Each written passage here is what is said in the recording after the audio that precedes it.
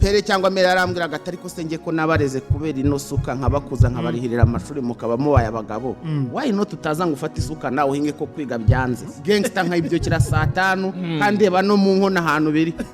ubwo nabyukaga inzara imeze neza nk'uwakoze ubwo kandi umubyeyi ntakabari utama ibintu bikomeye cyane rero nashatse impamvu yose yatuma mva mu rugo umunsi wa mbere ubundi nzi Kigali nababwiye ko nje muri projet ngo RDB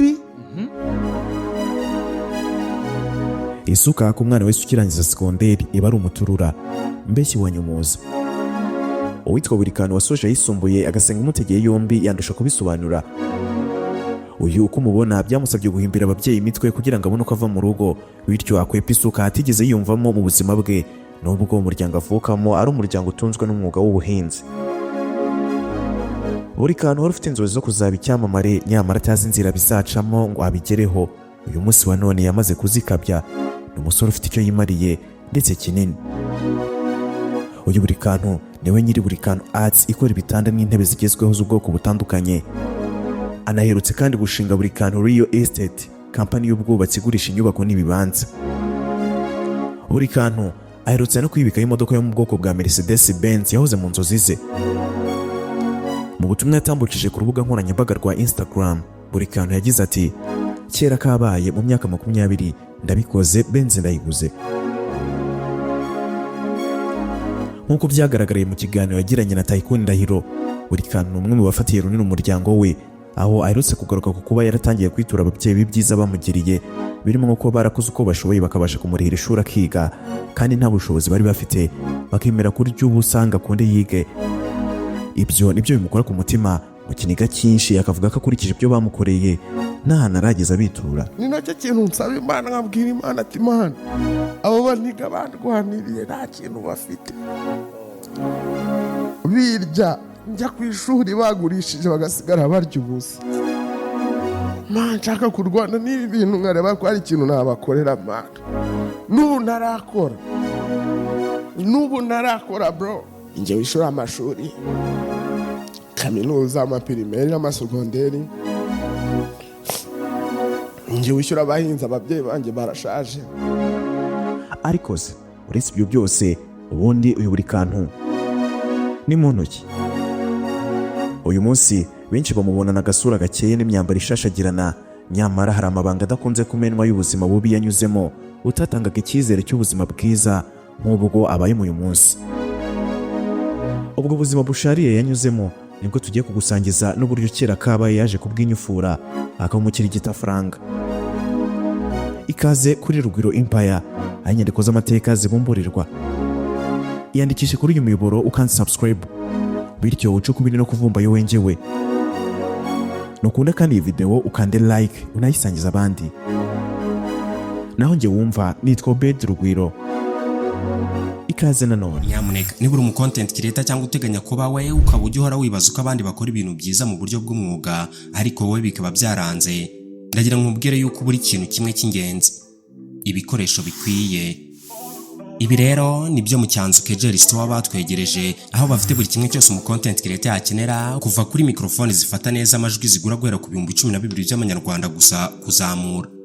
bakagira izo utumadikano wakoresha muri interview na comedy kimwe n'izo wakoresha ukora documentaire nk'uku kwanjye bagufitiye amatara ya kamera y'ubwoko bunyuranye tutibagiwe na stand za telefone kamera y'itara ryayo n'ibindi uzakarusho se nuko babanza kukugira inama y'ibikoresho byakugirira umumaro bashingiye ku bwoko bwa content ukora twiri comedy rero iyi microphone ni yanyu murakoze cyane tugiye kubahata comedy ucyabwire nyamuneka sura website yaba ari icyanzu.com wihahira ibi byose cyangwa se ubahamagare kuri nimero reba kuri ekra yawe babikugezeho aho waba uherereye hose mu gihugu nta kindi kiguzi kiyongereyeho bakorera mu mujyi wa Kigali hafi n'inyubako yo kwa Makuza amazina ye ni Mwitende Abdul Karim wamenyekanye nka buri kantu mu myidagaduro nyarwanda yavukiye mu karere ka Ruhango ni mu ntara y'Amajyepfo reka inkuru yacu tuyitangiriye Muhanga mu Majyepfo kuri ACG Karama aho buri kantu yarangirije amashuri yisumbuye mu ishami rya Computer Science kuri icyo kigo buri kantu yiganye ndetse anarangiriza rimwe na bagenzi be barimo buri nguni na buri tiro aho kuri icyo kigo kandi buri kantu yari umuraperi afatanya na buri tiro binyuze mu itsinda bari barashinze ryitwaga The Trappers mu gihe uwitwa Buringuni yari umubyinnyi. Buri kantu uvuka mu muryango utunzwe n'ubuhinzi, nyuma yo gusoza amashuri yisumbuye nta kindi yari gukora uretse kuzindukana isuka ku rutugu akerekezanya n'ababyeyi mu kabande. Gusa wibuke ko ibijyanye n'isuka bitari ibintu bye, kubw'ibyo yashatse aho ayikwepera. Aragira ati iyo usoje amashuri yisumbuye uri umujeni ukabona uri iruhande rwa so na nyoko, ukabona nanone nibo barimo baraporovayidinga kandi ari umuntu w'umugabo, uba ubona urimo guseba. Kandi noneho ugasanga no mu rugo ibintu bakoraga njye ntabwo mbikunda. Nakubeshye, mu rugo ni abahinzi, nkunda ibintu bivuye ku isuka. Ibiryo bivuye ku isuka nibyo nirira, ariko kumbwira ngo nyikoreho biragatabwa. Mu kiganiro yagiranye na Inyarwanda yakomeje agira ati njyewe rero pere cyangwa mere yarambwiraga ati ariko usenge ko nabareze kubera ino suka nkabakuza nkanabarihira amashuri mukaba mubaye abagabo, kubera icyo utafata isuka ngo nawe uhinge ko gukomeza kwiga byanze. Icyo gihe buri kantu yabwirwaga ayo magambo mu gihe yabaga yibyukiye saa 4 cyangwa saa 5, kandi ababyeyi be bahagurutse ya Rubika mu masaa 11 za mu gitondo bafata amasuka bakerekeza mu murima,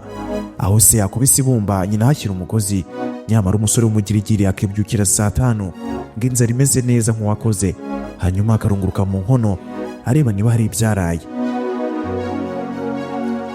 Igisebo kimaze kumukwira wese kubera urutoto rw'abamwibarutse bashakaga kumugira inshuti n'isuka, nyamara we atabikozwa. Yashatse impamvu yose yatuma ava mu rugo. Icyo gihe ngo yacitse iwabo ava mu Ruhango yerekeza i Nyanza ku muriga witwa Buridiro biganye banarangije rimwe kwiga. Gusa ngo Buridiro agakunda kugira ibintu by'imishinga myinshi,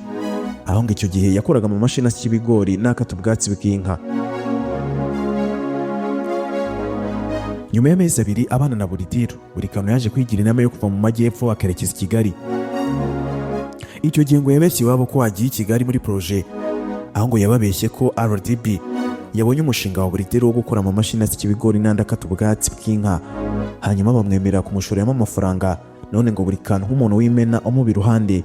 niwe uzajya umufasha kubipresentinga.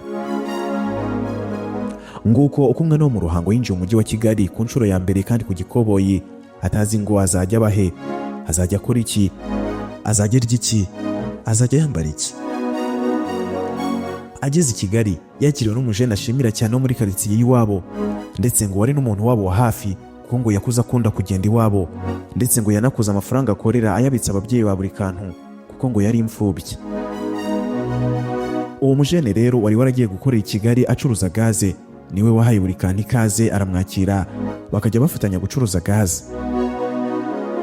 Buri kantu ageze muri Kigali yarakutse arazunguza akarava, kuko ngo uretse n'ibyo gucuruza gaze yanazunguje ibiryo mu ndobo. Ati njyewe nazunguje n'ibiryo njyewe. Hari umujene twakoranye ni umunyamakuru umwe yakoze no kuri The Choice.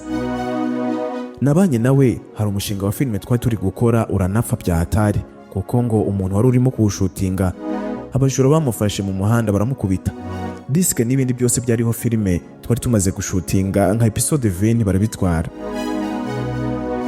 Uwo mujene rero yazanye umushinga wa resitora kubera ko ari nge muntu wari urimo mu bo twabanaga nta kazi mfite gahamye, amakazi ko kujya mbunza ibiryo nkaba nava nka downtown muri resitora runaka cyangwa ahantu twabitekeye mu rugo mfite ibiryo muri paniye, nkagenda mu nzira mvuga nti murarya cyangwa ntabwo murya. Si ibyo gusa kuko ngo Kigali yanayiberemo umuyede, arogosha, anaba umukomisiyoneri w'abakozi bo mu rugo, ndetse ngo izina buri kantu ni naho ryaturutse kuko yakoraga buri kimwe ngo arebe ko ubuzima bwakomeza. Muri uko gucanganya mu mujyi wa Kigali, buri kantu yaje guhuza na Buringuni we bariganye. Icyo gihe wakinaga komedi akinana na murumuna we Buricyana, amusaba ko yamwinjiza muri komedi. Buringuni yaramwemereye batangira gukina komedi birefera kuri Nyakso, icyo gihe wari ugezweho muri komedi. Gusa ngo nabyo ntibyarambye kuko ngo ubwo YouTube channel yabo yari igeze igihe cyo gutangira kubahemba, hari uwababeshye ko agiye kubabera manager, birangira channel yabo ayibibye. Buri kantu avuga ko uwo mujene babanaga wacuruzaga gazi ibintu byaje kwanga bitewe n'icyorezo cya COVID-19 cyahise gitezamo, biba ngombwa ko asubira ku ivuko mu Ruhango.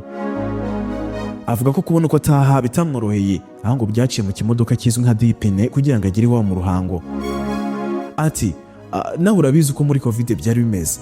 bitewe n'uburyo bwo kuri ingendo bitari byoroshye, byinjiyeho kandi nkaba naragombaga kwambukiranya intara. Natashye mu kimodoka cya dipine cyarimo gutunda umucanga nirosha shitingi. Nubwo yatashye ari kabwera ku buryo wamurebaga wese yamusanishaga na wa mwana w'ikirara uvugwa muri Bibiliya, nyamara umutima wa Kigali ntiwigeze umuvamo kuko ubwo icyorezo cya COVID-19 cyacishaga make yongeye kuyigarukamo. Avuga ko umuntu witwa Buringuni usanzwe ari kavukira i Kigali yamubereye imfura kugeza naho yemeye no kumuzana iwabo barabana, kugeza naho bagiye no kubana mu gashamburete bishyuraga 10,000 ku kwezi kabagamo sima uruhande rumwe. Iyo asobanura iyo ghetto, buri kantu avuga ko yari nto mu buryo bugoranye gusobanura, aho ngo bayiryamagamo ari batatu bahumeka bagahita bashyuha bitanasabye kwiyorosa.